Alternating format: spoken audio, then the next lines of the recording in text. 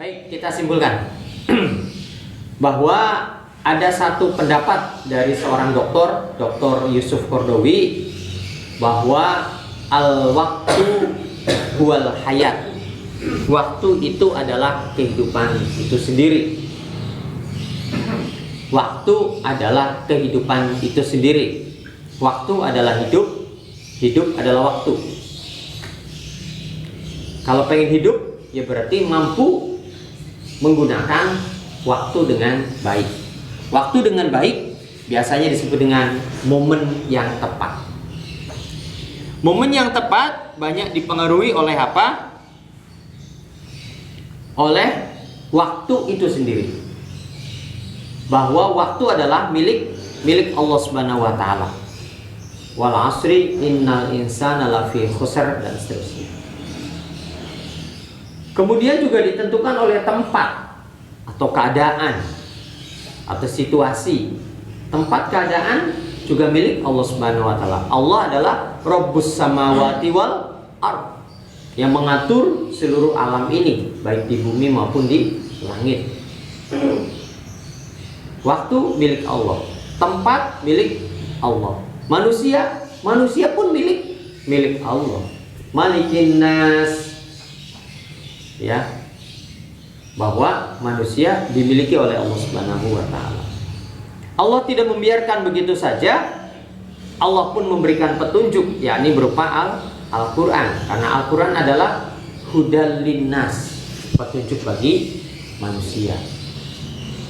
Salah satu petunjuk bagi manusia, salah satu ayat Al-Qur'an di Al-Mulk ayat 2, yakni alladzi khalaqal mauta wal hayata liyabluwakum ayyukum ahsanu amala. Yakni kita didorong, dimotivasi untuk selalu beramal yang bagus atau memperbagus amal kita. Memperbagus. Kalau waktu sholat misalnya, memperbagus sholat dari sisi apanya? Dari sisi waktu, ya berarti lebih tepat waktu itu di awal waktu. Sudah di awal waktu, terus secara konstan kita lakukan, kita perbaiki untuk posisi soft. Yang soft biasanya terlambat, sekarang tidak terlambat. Posisi soft paling depan. Sesudah soft paling depan, kemudian ada lagi memperbagus amal yang lain. Apa? Memperbagus bacaannya, memahami maknanya, mengikuti irama bacaan sholat dengan pemahaman makna yang luas. Kemudian hadirkan hati kita dalam setiap sholat, dalam setiap bacaan dan gerakan sholat. Maka tentu gerakan sholat pun pasti mengikuti irama batin kita. Allahu Akbar, misalnya kita mau sujud, itu kan sambil ikut meresapi. Beda dengan orang yang sekedar lisannya saja Allahu Akbar. Sami Allah Akbar. Jalali. Ada orang sholat kayak gitu. Ya, ahsanu amalah dalam sholat kira-kira begitu. Dalam pekerjaan juga tentu bagaimana terus memperbaiki profesionalitas kerja kita. Karena apa? Dasar kita untuk berahsanu amalah, karena ini adalah fasilitas Allah Subhanahu wa taala yang diberikan kepada kita. Fasilitas sarana ini mau kita gunakan atau tidak. Manakala tidak menggunakan fasilitas ini, maka tentu kita tidak bisa memanfaatkan waktu dengan baik. Tidak bisa memanfaatkan waktu dengan baik, tidak bisa memanfaatkan hidup dengan baik. Bagaimana akhir dari kehidupannya? Wallahu a'lam. Satu ayat terakhir, yakni surat Ibrahim ayat 34, menyebutkan wa atakum, dan telah diberikan kepada kalian semua, telah dianugerahkan kepada kalian semua, telah diberikan kepada kalian semua. Apa yang diberikan? Min kulli, segala sesuatu, all item, semua unsur. Bisa jadi itu rezeki, bisa jadi itu nafas kita, bisa jadi itu tenaga kita, bisa jadi itu ilmu kita, semua dari Allah Subhanahu wa taala. Min kulli, dari segala sesuatu itu adalah yang diberikan oleh Allah Subhanahu wa taala. Ternyata disebutkan min kulli tadi, ma sa'altumuhu, apa-apa yang engkau minta. Allah akan berikan apa-apa yang engkau minta. Kira-kira begitu. Wa atakum min kulli ma sa'altumuhu.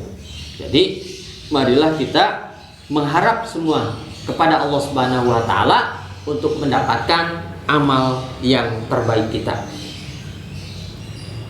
Toh juga sudah ditentukan 4 hal setelah kita ditiupkannya ruh itu kan.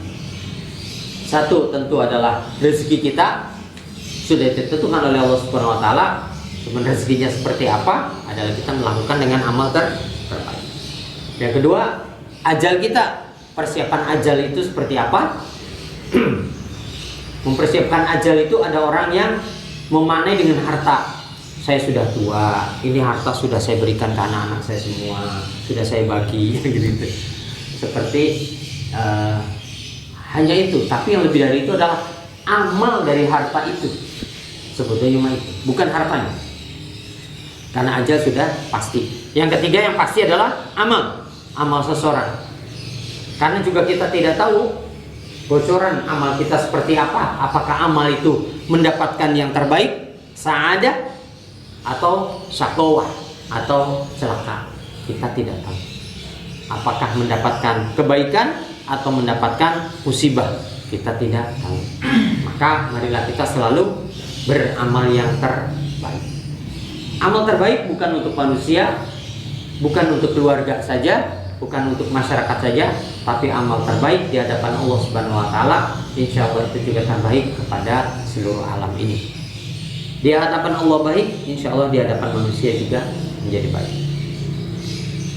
Saya kira demikian kilas balik dari apa yang kita paparkan dengan al-waktu huwal hayat. Waktu adalah kehidupan itu sendiri.